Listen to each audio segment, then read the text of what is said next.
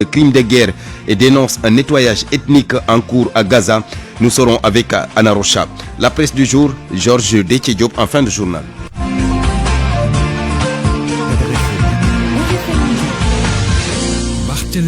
Kaderlo Abdul Khadr est à la technique. Bienvenue à tous. D'abord, direction Sédhiou pour parler de cet accident de la circulation. Une collision entre une camionnette et un minicar à 1 km de Sénoba. Le bilan fait état de 2 morts et de 5 blessés, dont 3 dans un état grave. Les corps sans vie sont présentement à la morgue du district sanitaire de Bunkiling. Les blessés graves évacués à l'hôpital régional EPS 2 Amadou Tidiane-Ba, selon notre correspondant sur place Bakary Conté. Le ministère de la Santé qui a révélé hier qu'un audit mené par la direction de la solde révèle que 1000 agents de la santé sont en situation irrégulière. Il s'agit de 600 agents fictifs présents dans le fichier de la solde et non répertoriés dans la base de données du ministère de la Santé. Il y a aussi 480 prestations présentes dans la base de données du ministère de la Santé et non répertoriées dans le fichier de la solde. Le président de l'Alliance And Gueusseum dénonce un scandale. Il demande aux autorités de prendre les mesures qui s'imposent pour sanctionner les fautifs. Mbalo Diacham avec Eladji Diogoudien. S'il s'agit de la direction de la solde, il s'agit de fonctionnaires. Donc, c'est des fonctionnaires qui ont été mis à la disposition du ministère de la Santé et de l'Action sociale et qui les a aussi redéployés ou affectés dans des structures bien précises. Moi, je pense que chaque agent a son chef et chaque employeur aussi est responsable des ressources humaines mises à sa disposition. Donc, de ce point de vue, il n'y a pas à crier. Il s'agit seulement de voir ceux qui ne sont pas en règle et d'appliquer donc la mesure. S'il s'agit maintenant de contractuels, donc du ministère de la Santé, là aussi, la responsabilité incombe au ministre lui-même parce que c'est lui qui délègue sa signature au directeur des ressources humaines et avec cette ligne dédiée au recrutement du personnel, donc les recrutements se font.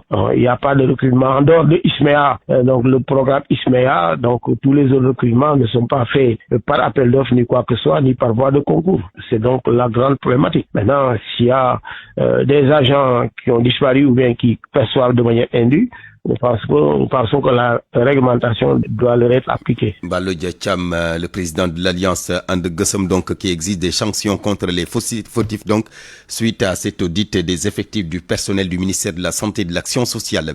La santé toujours avec les internes des hôpitaux qui ont entamé aujourd'hui une grève de 48 heures. Ils réclament entre autres la révision de leur statut et de meilleures conditions de travail. Abdel Aziz Atep Fall, le président de l'association des internes et anciens internes des hôpitaux du Sénégal. Depuis plus de 10 ans, l'association des internes, anciens internes des hôpitaux du Sénégal court derrière les autorités pour la satisfaction d'une plateforme revendicative qui porte notamment sur les textes de l'internat, des textes qui sont caducs, datant de plus de 60 ans, mais aussi sur l'amélioration de leurs conditions de vie et d'exercice. C'est dans ce cadre que nous avons interpellé le nouveau ministre de la Santé et de l'Action sociale il y a de cela 6 mois, avec notamment une demande d'audience qui a été déposée sur sa table. Nous avons d'ailleurs renouvelé cette demande d'audience juste pour qu'on puisse discuter de manière diplomatique sur comment trouver des solutions à ces problèmes récurrents. Malheureusement, le ministre a fait la sourde oreille. Et depuis ces 6 mois, il ne nous a pas accordé d'audience et dans toutes ses communications publiques, il est évident que les problèmes de l'internat ne l'intéressent pas. Dans ce cadre, nous ne pouvons que nous battre, en tout cas utiliser les moyens, les voies et moyens qui sont à notre disposition. Et actuellement, c'est la grève. C'est pour ça que nous avons décrété 48 heures de grève renouvelable avec respect des urgences. Et s'il n'y a aucune réaction de sa part, nous interpellons d'ailleurs le Premier ministre pour qu'il puisse prendre ses responsabilités. Et s'il n'y a aucune réaction de leur part, naturellement, nous allons continuer ce mouvement jusqu'à ce que nous ayons au moins satisfaction. Ce jeudi 14 novembre 2024, journée mondiale du diabète. Le diabète et bien-être, c'est le thème de cette année. Cérémonie officielle à l'hôpital Abbas Ndao. Vous le savez, les statistiques de la maladie. Cette maladie, le diabète donc devenu fréquent chez les jeunes. Le taux de prévalence fait état de 3,4% chez les jeunes. Ajouté à cette inquiétude, donc, la prise en charge qui demande un régime particulier. Nous y reviendrons lors de nos prochaines éditions avec Salimata Aou qui suit tout cela pour nous. Midi, bientôt 6 minutes. RFM. L'info, c'est ici. L'info, c'est ici. Les violences électorales à Saint-Louis, 81 personnes arrêtées dans le cadre de l'enquête ouverte Ces personnes vont être déférées au parquet ce jeudi. La plupart des suspects, 77 d'entre eux, font partie de la sécurité de la coalition Sam Sa Kàddu. D'autres délits également sont visés par les enquêteurs de la police. Nous y reviendrons. L'inquiétude des élèves du lycée de Bambey, justement par rapport aux scènes de violence qui ont rythmé cette campagne électorale pour les législatives de dimanche prochain. Ils interpellent l'ensemble des acteurs politiques responsables comme simples militants. Babacar Diouf. Ils ont 18 ans révolus. Ils sont élèves au lycée de Bambey, mais très préoccupés par les scènes de violence dans cette campagne électorale. Nous disons non à la violence lors des élections. C'est d'ailleurs pourquoi ils ont invité les candidats à la non-violence. Pape Modou Diop, tête de liste départementale de la coalition Gox Yu Bess. On n'a pas des idées, il faudra arrêter la politique. Parce que la politique, ce sont les idées qui doivent se battre et non pas la force physique. Nous sommes en politique. En politique, il faut avoir des idées, il faut avoir un projet, il faut avoir un programme. Les coalitions PASTEF et Dekkal Teranga représentées ont aussi invité à la non-violence, ce qui a permis au coordinateur de la COSYDEP, Ndiak Bob, d'espérer la commune de Bambey.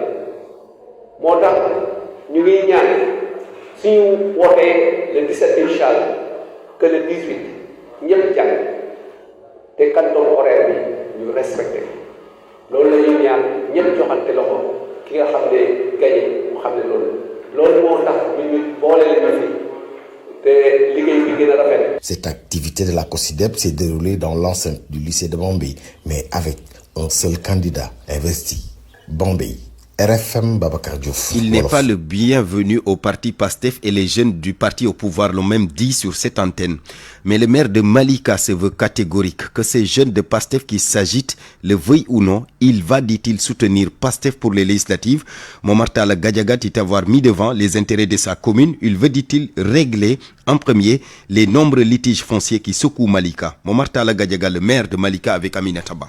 Certains membres de la section PASTEF de Malika se sont regroupés pour tenir une déclaration de presse dont l'unique objectif était de détruire le maire Talla Gaye. On ne s'attaque aux personnes que lorsqu'on souffre d'un déficit de cause à défendre ou d'objectifs à atteindre à travers des programmes structurels de développement. Pourtant, que de défis à relever. Comment maîtriser le rythme de croix d'une population débridée qui obère la plupart des actions de développement de l'État? Comment réformer un système éducatif manifestement obsolète? J'en passe. La résolution de tous ces problèmes ne vaut-elle pas mieux que cette guéguerre de Babel faite d'invectives et d'insultes gratuites qui donnent en dernière analyse d'une anomie paralysante? Aujourd'hui, notre soutien est résolu, ferme et serein. J'invite donc tous mes sympathisants à voter en faveur de la liste PASTEF les élections législatives, et cela pour deux raisons. Ma proximité avec Madame Aminata Touré dit Mimi, une décision cruciale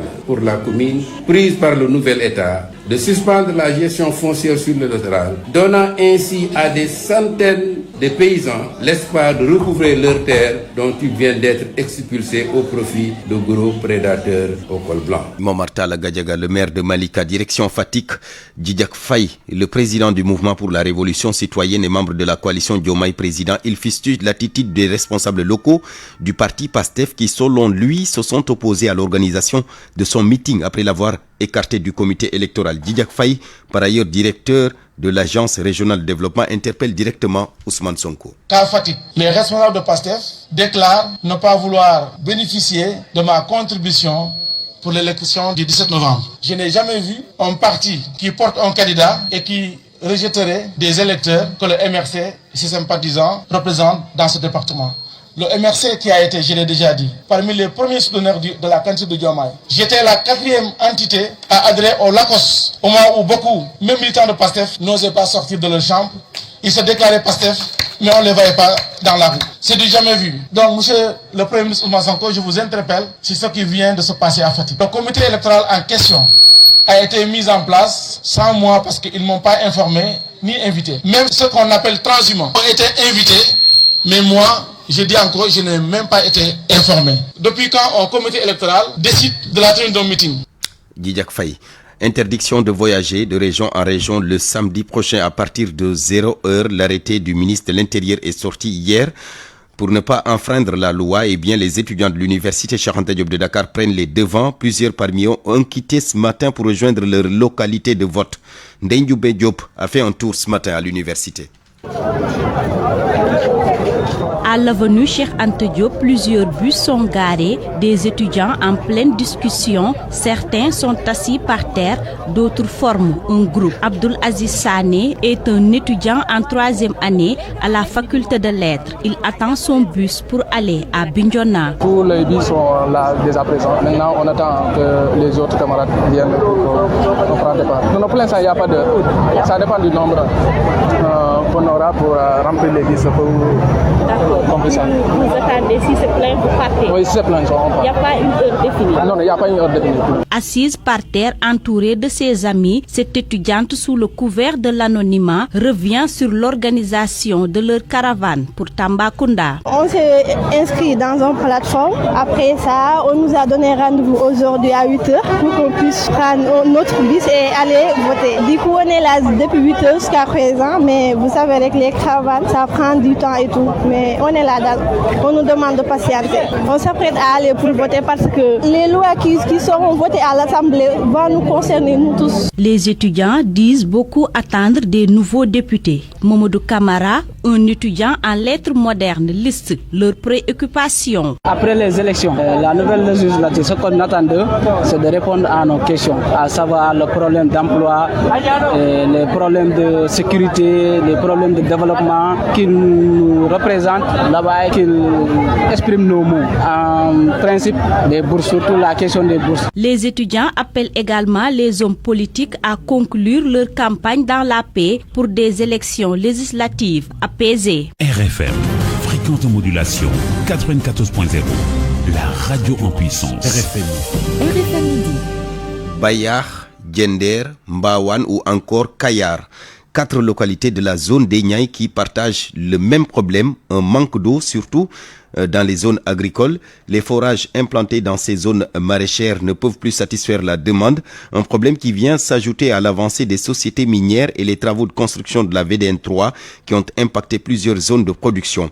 Les maraîchers se sont réunis à Bayar pour dire leur inquiétude. C'était en présence de Cheikh Anta Diop. Le spectre d'un avenir sombre plane sur la zone des Niayes. Les surfaces cultivables sont menacées. Des agriculteurs et éleveurs sont à Bayar pour tirer la sonnette d'alarme. Doudou Diop, le secrétaire général de la Fédération des agro-pasteurs de Diender. C'est un cri d'alarme que les paysans des Niayes, en particulier la commune de Kayar et de Diender et environnants, qui sont en train de se réunir et parler au nom du foncier des Niayes, qui depuis très longtemps, le foncier est menacé par l'urbanisation, mais par les routes aussi comme la VDN 3, mais aussi par l'extraction du zircon. De Diender en passant par Kermbirndao, Mbawan, il y a des maraîchers qui ont encore des problèmes d'eau. Il y a l'eau qui est un problème ici même au niveau de Diender. On peut citer 14 forages qui sont creusés et qui vont alimenter la ville de Dakar comme l'eau d'alimentation. Et les maraîchers n'arrivent pas à avoir de l'eau pour la production maraîchère. Ça aussi, c'est un problème. Fagay Ndiaye vient de Notto Diobass. Pour elle, la vérité est la sauvegarde des zones de production. Il est plus que jamais tard que les organisations paysannes forment un bloc solidaire en adoptant des attitudes responsables pour s'assurer une souveraineté alimentaire et préserver ses principales ressources naturelles qui est l'héritage des générations futures. Ces agriculteurs ont donné des orientations par rapport au devenir de la zone de production, surtout maraîchère des Niayes. RFM Thiès, Cheikh Anta Diop. Avant d'accueillir Anna Rocha pour le journal international, notez que concernant la première édition de Miss Littérature Sénégal, la finale aura lieu le 18 décembre prochain avec 10 candidates. Le vainqueur va représenter notre pays, le Sénégal, donc à la compétition africaine qui va se tenir au Bénin. Ce sera au mois de juillet 2025. La phase de présélection a eu lieu avant-hier mardi. Le jury de Miss Littérature Sénégal est dirigé par le professeur André-Marie Diagne. Bienvenue Anna Rocha. Merci beaucoup Barthélémy Ngom. Les actualités internationales. D'abord, la présidentielle de 2025 en Côte d'Ivoire et le cas Laurent Gbagbo. Hier, mercredi 13 novembre, des membres de son parti, le PPACI, ont rencontré la commission électorale indépendante, une séance de travail pour notamment discuter de la révision de la liste électorale, des irrégularités du fichier, mais aussi de l'épineuse question de la réinscription de Laurent Gbagbo sur la liste électorale. À Abidjan, Gobia Yabi. À la fin de cette rencontre, le président exécutif du PPACI, Danon Didier, et le président de la CEI ont respectivement dévoilé le contenu de leurs échanges. Nous avons fait part de nos préoccupations au président et au commissaire en général. Nous avons demandé au président de proroger la période de l'enrôlement à 3 mois, avec ce qui nous semble juste pour que les personnes puissent rentrer en possession de leurs pièces. L'audit de la liste électorale dont nous avons parlé aussi, la fraude sur la liste électorale aussi, la fraude sur l'enrôlement, nous avons aussi évoqué cela. Nous avons aussi parlé de la situation du président Laurent Gbagbo sur la liste électorale. Nous avons parlé. Et là aussi, le président de la commission et le membre de la commission ont estimé que c'est un dossier important. Vous voyez un président très heureux de recevoir nos frères du PPACI. Nous les avons reçus. Et tout ceci s'est passé dans une ambiance bon enfant parce que l'objectif premier, c'est le bien-être de nos concitoyens. Pour ce qui est de l'inscription du président Gbagbo sur la liste électorale, nous avons parlé de droit et d'humanité. Vous savez, il y a ce que le droit dit, il y a ce que la convenance humaine requiert. Donc, je crois que nous nous sommes compris. Ce sont des choses qui vont se faire, peut-être à l'abri de la vue des uns et des autres.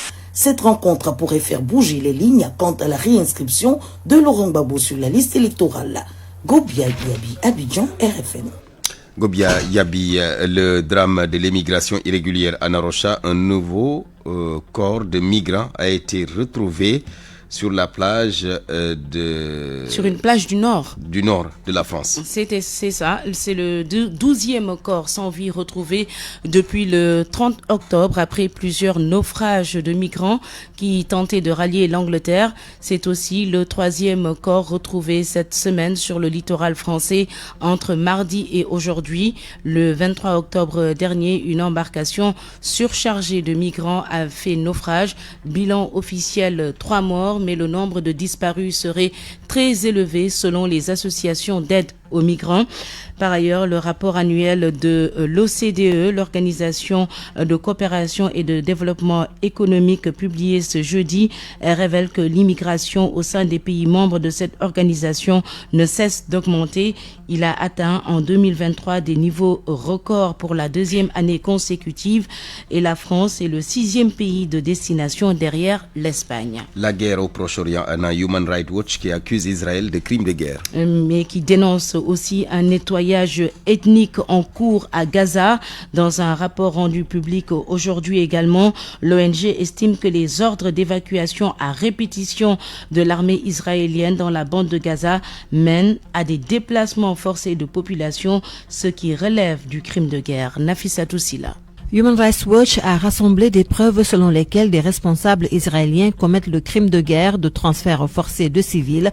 L'ONG estime par ailleurs que les actions d'Israël semblent également correspondre à la définition du nettoyage ethnique dans les zones où l'armée a sommé les Palestiniens de partir et où ils ne pourront pas revenir. Selon une chercheuse à Human Rights Watch, Israël devrait démontrer dans chaque cas que le déplacement de civils est la seule option possible pour rester conforme au droit international humanitaire. Elle explique aussi qu'Israël ne peut pas simplement s'appuyer sur la présence de groupes armés pour justifier le déplacement de civils. Le porte-parole de l'ONG pour le Moyen-Orient est encore plus dur. Ahmed Benchemsi accuse Israël d'avoir mis en place un système d'évacuation des civils incohérent.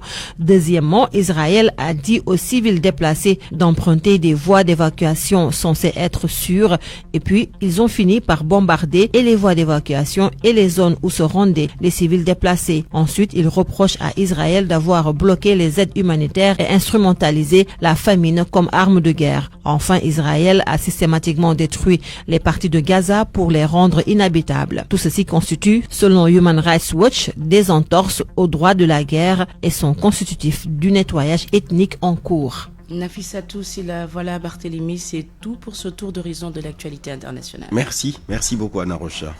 RFM Sport.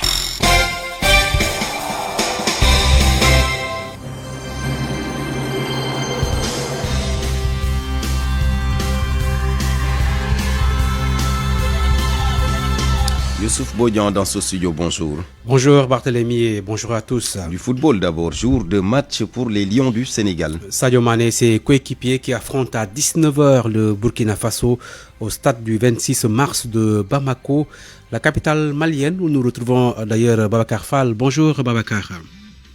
Bonjour Youssouf, bonjour tout le monde. Alors quelle est l'ambiance du côté du Mali à quelques heures de ce match? Il fait chaud mais il ne fait pas très chaud, autant vous le dire tout de suite. Il ne fait pas très chaud contrairement à ce qu'on a l'habitude de voir au Sahel. À l'heure du match, il fera 28 degrés au stade du 26 mars. Côté tanière, l'incertitude de Lamine Camara, peut-être qu'il sera forfait pour cette rencontre. Le milieu de Monaco s'est entraîné en tout cas à l'écart du groupe hier. La frayeur, Kalidou Koulibaly à l'entraînement toujours hier, il est brusquement tombé seul, mais c'est vite relevé. Les supporters sénégalais se préparent à se rendre nombreux au stade. Le 12e Gaïndé de Bamako a tenu une dernière réunion hier soir à l'ambassade du Sénégal. On entend aussi beaucoup de supporters burkinabés au stade. Ils ne verront peut-être pas leur star, au moins 5 forfaits du côté des étalons, dont celui de Dango Ouattara ou encore celui de Bertrand Traoré, Youssouf Bodian. Vous l'avez dit, le 12e Gaïndé qui se prépare à mobiliser donc une centaine de supporters. Issa Laye Diop, le président national qui est actuellement à Bamako, que je propose de suivre. Son Excellence, Monsieur l'ambassadeur du Sénégal ici au Mali, Excellence Ndour, a fini de déclencher le train de la mobilisation en route vers le stade du 26 mars, Inch'Allah. De toutes les façons, ceci a été rendu facile grâce à l'accompagnement de Monsieur le Président Augustin Senghor et l'ensemble du comité exécutif qui nous a accompagnés en termes logistiques, mais surtout un accompagnement financier qui nous a permis de faire cette très belle mobilisation. De toutes les façons, les Lions ne seront pas seuls ici. Il y aura toute une population sénégalaise ici à Bamako qui sera derrière eux. En tout cas, déjà, le match a été déclenché, il y a la ferveur et tout le monde va y mettre du sien, Inch'Allah, pour que cette victoire nous revienne, Inch'Allah, ce soir. Issa Laye Diop, les deux sélections sont déjà qualifiées. L'enjeu, la première place occupée par les étalons grâce à la différence de but. Comment aborder ce match? Deux anciens internationaux sénégalais sont entretenus avec Soda Thiam. Pour cette avant-dernière journée des éliminatoires, le Sénégal, classé deuxième, lorgne la première place, occupée par l'adversaire du jour, à savoir le Burkina Faso, d'où l'enjeu de cette rencontre. Selon l'ancien international Cheikh Sidiba, les Lions doivent jouer avec beaucoup d'autorité. Le Sénégal, qui veut reprendre cette première place, doit aujourd'hui essayer de diriger le jeu, du moment que déjà le Burkina a beaucoup d'absents. Donc ils vont se dire, ils vont pas prendre de risques, ils vont se dire que nous avons des absents, nous sommes un peu affaiblis, et donc on va jouer le point du nul. Non, le Sénégal doit jouer avec beaucoup d'intelligence, essayer d'avoir déjà la possession du ballon, essayer de faire courir cette équipe burkinabé et d'essayer d'exploser, d'écarteler ce bloc défensif qu'on aura en face de nous. Et je pense qu'aujourd'hui, avec les joueurs offensifs que nous avons qui actuellement sont dans une très bonne période, peuvent à tout moment marquer des buts. Mais il faudra aussi gérer l'espace qu'on laissera derrière notre défense. Un autre ancien international et ancien sélectionneur des Lions va dans le même sens. Amara Traoré soutient que le Sénégal a les armes qu'il faut pour venir à bout de cette équipe burkinabé, si l'on se rappelle des statistiques de la phase aller. Je pense que le Sénégal a plus d'arguments que le Burkina par rapport à ce match. Même au match aller, le Sénégal s'est créé pas mal d'occasions, c'est pas marqué. Le Burkina a égalisé à la fin, mais le même effectif est là, les mêmes joueurs sont là. Donc je pense que le Sénégal a beaucoup de répètes. Aujourd'hui, le Burkina qui est premier va essayer d'avoir une position attentive. À partir de là que je pense que le Sénégal doit jouer à fond ce match. Et même pour tester plusieurs choses par rapport à la CAN. Donc maintenant, je pense que il faut comprendre le bout, le match du début à la fin. La rencontre est prévue à 19h au stade du 26 mars de Bamako. Rappelez juste que les deux équipes sont déjà qualifiées à la prochaine CAN et partagent le même nombre de points. 10 plus 7 pour les étalons et 10 plus 6 pour les Lions du Sénégal. Ce qui va rendre palpitante cette rencontre. Soda Thiam, le bilan des 5 derniers matchs entre les deux équipes. Une victoire pour le Sénégal, c'était lors des demi-finales donc de la CAN 2022. Et 4 matchs nuls, Burkina Faso au Sénégal à 19h à suivre en direct sur la RFM Barthélémy. On joue aussi dans d'autres stades africains, Youssouf. On reste dans la poule L, celle du Sénégal. À 15h, le Burundi reçoit le Malawi. Les deux sélections sont déjà éliminées. L'Algérie qui se déplace en Guinée équatoriale à 13h. Les Algériens déjà qualifiés aussi. Soudan du Sud, Congo à la même heure. Madagascar-Tunisie à 16h, le Bénin qui reçoit le Nigeria à 19h. La Côte d'Ivoire, championne en titre, va jouer demain. Mais les éléphants sont donc qualifiés, 10e sélection qualifiée après le match nul d'hier entre le Tchad et la Sierra Leone. Faisons le tour des autres matchs. Sur les autres continents, avec donc l'Europe d'abord, où on joue la 5e journée de la Ligue des Nations A. France-Israël à 19h45, un match sous tension puisqu'il y a plusieurs manifestations de soutien à la Palestine dans la capitale française. 4000 forces de l'ordre ont été mobilisées dans la région parisienne et aux abords du Stade de France où va donc se jouer ce match à 19h45. À la même heure, on aura Belgique-Italie pour le compte de la Ligue B. La Grèce reçoit l'Angleterre. Dans la zone Amérique du Sud, on joue la 11e journée des qualifications à la Coupe du Monde 2026. Venezuela-Brésil à 21h. Paraguay qui reçoit les champions du monde argentins. Le match est prévu, Barthélemy, à 23h30. Merci beaucoup Youssouf Bougnon. Autoroute de l'avenir et ses stickers rapido. AAS, Association des assureurs du Sénégal, vous offre votre revue de presse. Une revue de presse présentée par Georges Déthié-Diop. Grosse mafia au cœur de l'État. Mafia à col blanc selon l'Observateur qui parle aussi de grand banditisme.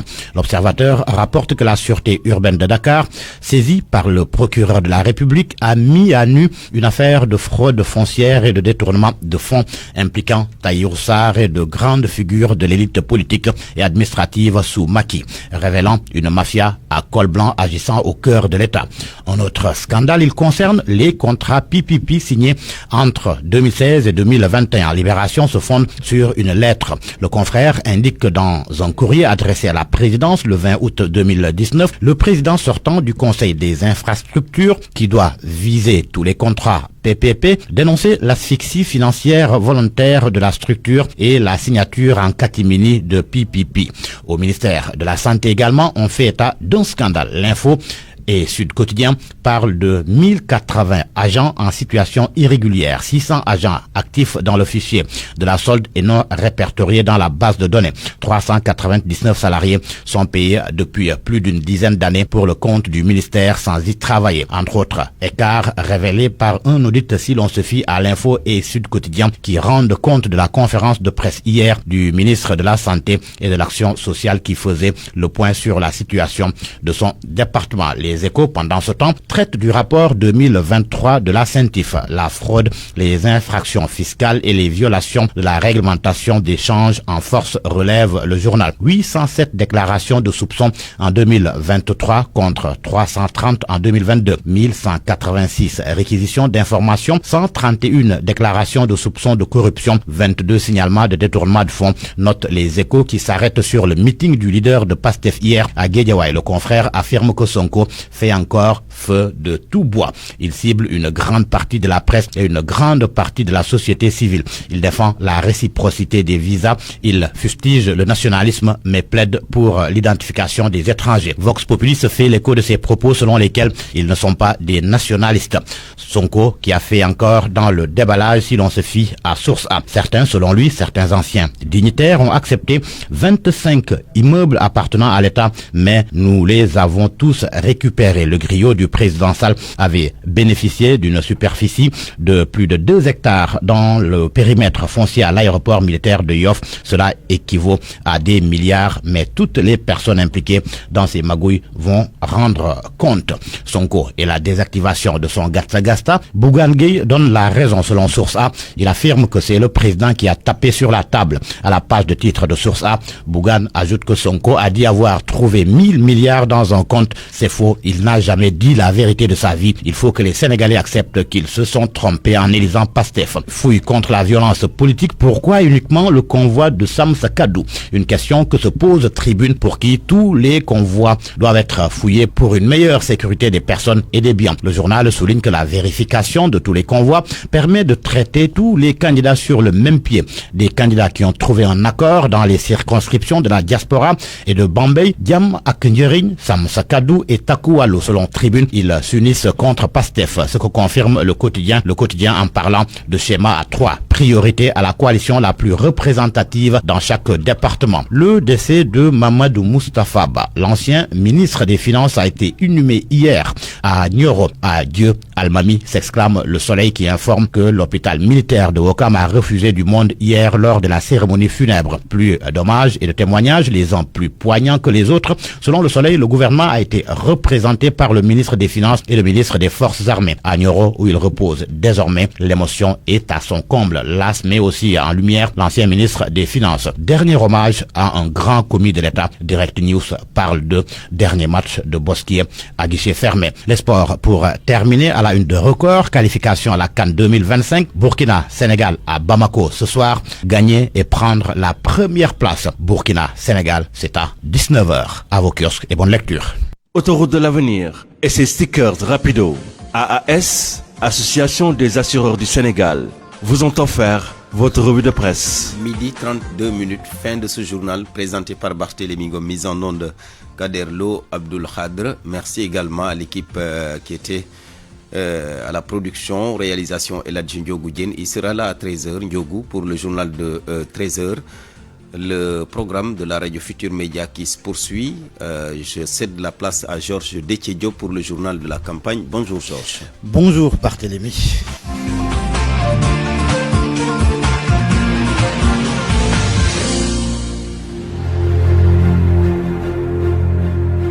La chronique du docteur Mohamed Ali Mouba dans le journal de 18h, meeting de 19h à 21h avec Awambaï et Cheikh Tidiane Diagne, et après les éditions de 21h et 22h, le journal de la campagne, deuxième partie, avec des rubriques comme écho de campagne, éclairage, web campagne ou encore carte électorale. Législative 2024, c'est sur RFM et nulle part ailleurs.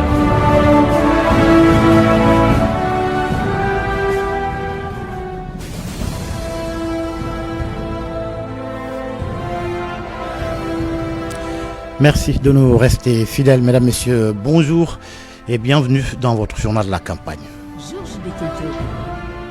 Ce jeudi, 19e jour de campagne électorale, Dakar aiguise les appétits pour les 2 derniers jours de campagne électorale. Donc, plusieurs activités sont prévues aujourd'hui dans la capitale. Ça bouge aussi dans d'autres régions.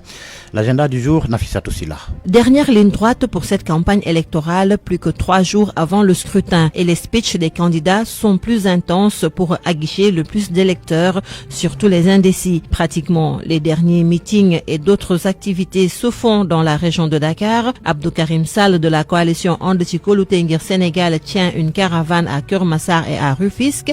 La coalition Waref d'Amadouli Akile est attendue à Guédiawaye où les militants feront une caravane avec leur leader, puis après ils vont boucler avec un meeting. Barthélémy Diaz et compagnie pour la coalition Sams Kadou seront à Yoff, Padoua, Parcelles Asseni et Grand Yoff. C'est pour une grande caravane. Dakar, dernière étape aussi pour la coalition Takoualou de Macky Sall. Aujourd'hui, Rufisque, Keur-Massar et Guédiawaye sont à l'affiche. Des caravanes et des rassemblements sont au programme. Pastef les Patriotes dans leur programme ce jeudi prévoit des activités ici à Dakar. Et dans la diaspora, les Patriotes tiennent un meeting à Bruxelles, en Belgique, où se rendra Alioune Sall, le coordonnateur de Pastef France, par ailleurs ministre de la Communication. La coalition Andosoukali Production, Transport et Commerce d'Alassane Ndoye sera à Bombay, Diourbel, Mbaké et Touba. Un meeting est prévu à Mbaké. Et puis, retour sur Gender dans la nuit.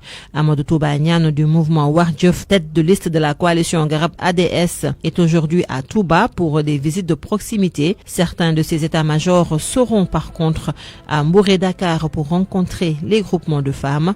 Cependant, il fera une déclaration vidéo qu'il enverra à la RTS pour diffusion.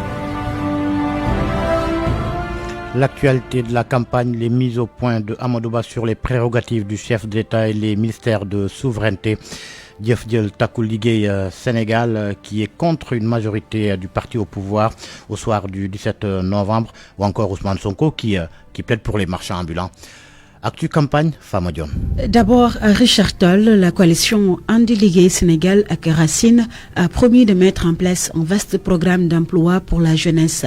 Pour Mamadou Racine Si, c'est une manière de lutter contre l'immigration irrégulière. À Saint-Louis, la coalition Jeff Djel Taku Sénégal a mis en garde les électeurs. Pas question de donner la majorité parlementaire au parti PASTEF. Talasila, membre de la dite coalition, a promis de poser des actes allant dans le sens d'améliorer les conditions de vie des populations. Pour sa part, la coalition Andoudole Ligue, dirigée par Insadji, se veut être la voix des artisans. Pour les membres de cette coalition, les politiques n'ont jamais sérieusement pris en charge les préoccupations de cette couche de la population. Amadouba était en tournée dans le Fouta. Sur place, le leader de la coalition Djamak Ndiring a rectifié Ousmane Sonko sur les ministères régaliens. Les ministères de souveraineté relèvent exclusivement des prérogatives du président de la République. Selon Amadouba, pour lui, ceci garantit la stabilité et l'équilibre de nos institutions. Justement, Ousmane Sonko était à Kermassar où il s'est adressé aux marchands ambulants. Le leader du parti PASTEF a saisi l'occasion pour demander aux différents maires d'être plus tolérants envers ces marchands. Il précise cependant que cela doit se faire avec des mesures d'accompagnement. Lors de son passage à Touba, la tête de liste de la coalition La Marche des Territoires, Andou Naoulé, Maguelsen a réaffirmé son engagement en faveur de l'autonomisation des femmes. Pour le maire de Malikounda, il est nécessaire de mettre en place des structures de soutien et d'accompagnement financier à l'échelle nationale pour que les femmes puissent pleinement s'épanouir dans le domaine de l'entrepreneuriat. Nous nous rendons à Louga, tâter le pouls de la campagne électorale dans la capitale du Ndiambour où nous retrouvons Nafissatou Ndiaye. Bonjour Nafissatou. Bonjour Josh Décidio, bonjour à tous. Alors, la campagne électorale prend fin demain, vendredi à minuit. Quelle est la température à Louga? Josh Décidio, la campagne électorale s'est jusque-là bien passée dans la capitale du Ndiambour et celle du Kadior, c'est-à-dire à Kélémer et environ, sauf qu'on a noté quelques violences ces derniers jours. Déjà, lundi passé, des membres de l'intercoalition Takoualou Sam Sekadi de Kélémer disent être agressés. Avant-hier mardi, ceux du département de Louga, précisément de la commune de Kelguey, ont dû arrêter leur caravane à cause des agressions. D'ailleurs, nous nous sommes rendus à l'hôpital Amadou Sahir Lay au moment où l'une des trois victimes a été libérée pour pouvoir collecter des informations. Interview qu'elle nous a accordée, les proches des blessés ainsi que le maire de la dite commune qui était notamment sur place ont indexé des partisans du PASTEF de la zone. Nous avons tout de même interrogé les présumés auteurs, mais ils ont nié en bloc. Actuellement, la gendarmerie a ouvert une enquête pour élucider l'affaire.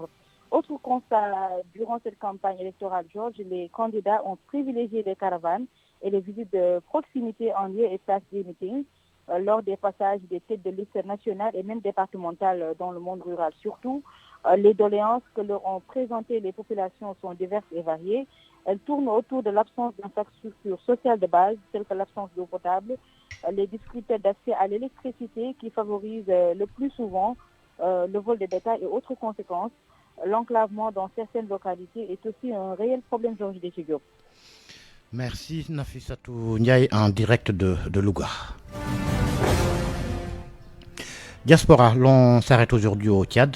Au Tchad, nos compatriotes n'ont pas encore aperçu l'ombre d'un député de la diaspora depuis que le gouvernement a décidé d'octroyer aux Sénégalais de l'extérieur des sièges à l'Assemblée nationale.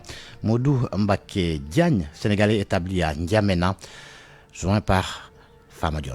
Je suis ici à N'Djamena, plus de 12 à 15 ans. Je vis ici. Ce que je voulais préciser en première, c'est-à-dire nous, les Sénégalais vraiment qui vivons ici au Tchad, on est vraiment très bien ici. Il n'y a pas vraiment de problème, ni avec les autorités tchadiennes, ni vraiment avec la population tchadienne. Je pense que ça aussi, c'est quelque chose que je dois préciser. Par contre, ta question, c'est qu'on attendait des députés de diaspora. Moi, je n'ai pas encore vu vraiment les députés de diaspora. Cela veut dire qu'ils ne font pas vraiment vraiment leur rôle. Quand je dis j'ai pas vu les députés de diaspora, je vois beaucoup plus les députés du peut-être parti politique. Ce qu'on attendait d'eux, c'est ce qu'on attendait toujours et ce qu'on espérait qu'il doit faire. Ils n'arrivent pas à le comprendre, ils n'arrivent pas encore à faire, mais j'espère que cette fois-ci, ça serait vraiment un peu différent par rapport à ce qui se passe. Je pense que ce qu'on attendait beaucoup plus, surtout ici à N'Djamena, Tchad, c'est un pays qui a des relations avec le Sénégal depuis. C'est un pays que tu attends, les villages qui s'appellent le Sénégal, les quartiers Sénégal. Voilà, cela veut dire que c'est un pays qui a vraiment de grandes relations avec le Sénégal. Un pays comme ça ne mérite pas, avec tous les Sénégalais qui vivent ici, ils n'ont pas vraiment une responsable diplomate, une autorité diplomate qui les représente dignement ici. Ça, il n'y en a pas. Ça soit une députée ou autre chose, il y a une consulat, mais c'est compliqué. On a vraiment besoin de représentants diplomates ici. C'est quelque chose qui il n'y en a pas carrément, quoi. Et on a vraiment besoin de ça. Les députés, ce qu'on attendait d'eux, il fallait qu'ils comprennent, ils sont des députés de diaspora, pas ni les PASTEF, ni APR, ni de trucs. Ça, c'est les choses qu'il faut oublier. Quand on est député, il faut vraiment mouiller le maillot. Il faut faire les efforts. Je pense que l'État aussi doit les accompagner avec les moyens d'aller vraiment pays par pays. Parce qu'il y a les pays, il n'y a pas un pays que tu pars dans le monde que tu ne trouves pas les Sénégalais. Donc, même si c'est 10 Sénégalais qui sont dans un pays, ils méritent quand même que les autorités viennent le voir. Avis d'experts aujourd'hui sur les missions d'observation électorale, leur contribution dans la transparence et la crédibilité d'un scrutin. Moundiaï Sissé de l'ONG 3D. Leur utilité, c'est d'abord avant le scrutin. Le scrutin, c'est le jour. Avant le scrutin, il y a ce qu'on appelle les observateurs long terme qui observent un peu le climat politique, qui observent un peu tout ce qu'on appelle monitoring de la violence. Et en les rapportant, cela permet de développer des stratégies de médiation pour contribuer à l'apaisement. Ça, c'est un aspect. L'autre aspect, c'est que le jour du scrutin, en les mobilisant au niveau de l'ensemble des bureaux de vote, ça contribue à renforcer la transparence parce que ça permet de s'assurer que les opérations électorales sont conduites conformément aux dispositions légales, notamment la Constitution et le Code électoral. Parce que partout où l'observateur voit quelque part qu'il y a une violation des... Mamadou Kassé a vite fait montre de ses qualités, ce qui lui a permis très rapidement de gagner la confiance de l'ancien président de la République, Macky Sall, qui lui a confié plusieurs postes de responsabilité. Je suis de profession urbaniste aménagiste et je compte 27 ans dans ce métier. Directeur technique du Fonds de solidarité nationale, directeur exploitation de Telium Properties Sénégal et puis conseiller technique urbanisme habitat du président de la République Macky Sall, président du conseil d'administration de l'Agence nationale de l'aménagement du territoire, directeur général de la Société nationale des habitations à loyer modéré SNHLM, directeur général de la SICAP SA. J'ai été élu comme conseiller municipal de la commune de Tambacounda et conseiller départemental avant d'être le président du conseil départemental de Tambacounda. Raison pour laquelle je préside le conseil d'administration de l'agence régionale de développement de Tambacounda et également le conseil d'administration du centre hospitalier régional de Tambacounda. Mieux, sa capacité à mobiliser et à fédérer a fait de lui la tête de liste départementale de la coalition Takku Wallu Sénégal. Selon le président du conseil départemental de Tambacounda, les populations sont plus que jamais déterminées à redonner la majorité à la coalition qu'il dirige. Les réalisations du président de la République Macky Sall dans la région de Tambacounda en général et dans le département de Tamba en particulier sont visibles partout et dans tous les domaines, que ce soit dans le domaine de l'accès à l'eau potable, désenclavement de zones initialement reculées et inaccessibles, dans le domaine de l'électrification rurale, dans le domaine de l'agriculture, dans le domaine de l'élevage, pastoralisme, dans le domaine du développement des villes et des zones rurales, dans le domaine social. Il n'y a pas un seul coin de notre département qui n'a pas été touché positivement par les réalisations du président de la République. Les citoyens de Tambacounda sont des citoyens épris de justice et qui savent également faire des choix. Et nous estimons qu'au regard des profils qui se dégagent, les candidats de Takku Wallu peuvent tirer leur épingle du jeu. Sa dignité, sa loyauté, son affection, sa modestie à l'autrui, entre autres, sont les maîtres mots des témoignages recueillis à l'égard de sa modeste personne et qui font de lui un leader incontesté dans le département de Tambacounda. Tambacounda, Pape Ousseynou Diallo, Radio Futur Média. La VAR à présent à midi 47 minutes, elle s'arrête sur Mohamed Ndiaye Rahma. Il a rallié avant-hier Pastef, ex-membre de Benno Bokk Yakaar, et pourtant il n'a jamais cru au projet et s'en est toujours pris à Ousmane Sonko. La VAR avec Koumba Sandiane Faye. Ça n'étonne plus. Une succession de cas de transhumance qui a beaucoup fait parler d'elle. Avant-hier encore, la foudre a frappé Mohamed Ndiaye Rahma, emporté. maa ngi jël suma nuyoo yooyu di ko teg ci sa loxo pour nga jotalal ma ko mboole seeni ñi nga xam ne tey ñi ngi nekk ci biir région bu Kaolack yëpp te di liggéey ci keppaaru président Bassirou Diomaye Faye ak ci keppaaru premier ministre Ousmane Sonko. ma dem nag ci li nga xam ne moo ñu dajale tey. Ce mardi, lors d'un meeting dans son fief Kaolack devant ses militants, l'ex-membre de Benno Bokk Yakaar qui a longtemps soutenu le président Macky Sall adhère au PASTEF. waa léegi suñu ànd tey yow lan la ñuy def pour xeex ak di saaga ak sànni xeer xanaa sama jëmm ji ko war nga xam du ma sànni ko du xeer man du ma sànni ko du xeer man danga may convaincre ci lu Kaolack convaincre ma ci liggéey Kaolack convaincre ma ci dimbale population Kaolack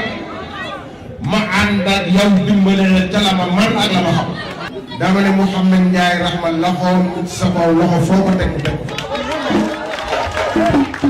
élection yi. L'homme d'affaires mobilise ses troupes pour la victoire du parti PASTEF dimanche. wax naa fi mboolem comité yi nekk ci Kaolack yëpp recevoir naa leen fii ne leen man Mouhamed Ndiaye du ma wax détail du ma dugg ci ay détail weesu naa loolu nañ bàyyi xale yi ñu nekkante ci seen biir waaye mboolem ku nekk Kaolack comité wala ak soppi wala xarit mooy ñun Kaolack li xam ne mooy suñu wareef mooy jàppale Pastef ci élection législative yi pour mu am majorité pour loolu mu sumb ci Kaolack mu mën koo def. Et ceci fait suite à une audience qu'Ousmane Sonko lui aurait accordée. Pourtant, Mamadou Ndiaye Rahma n'a jamais cru au projet.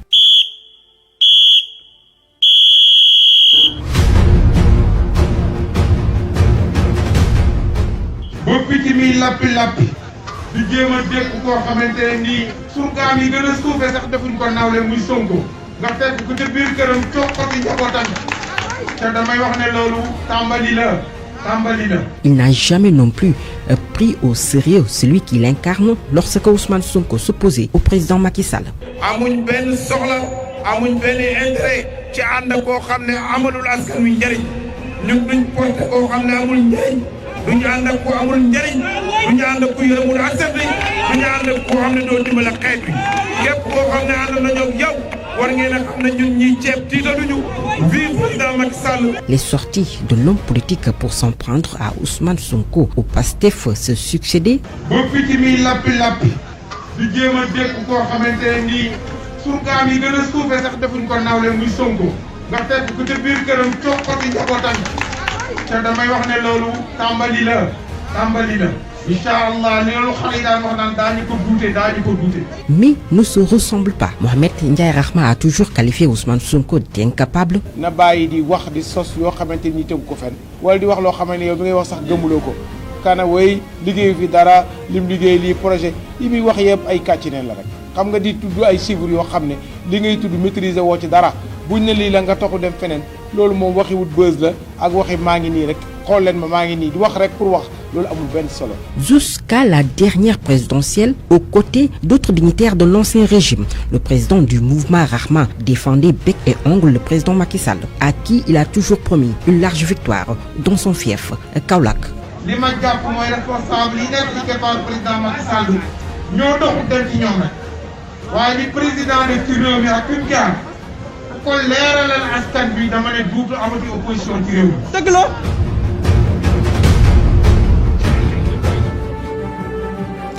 Et c'est cet élément qui met en terme à ce journal de la campagne à midi 51 minutes. Merci à Kaderlo qui a assuré la partie technique. Merci à vous également de nous avoir suivis. Excellente suite des programmes sur Radio Futur Média. Bon après-midi.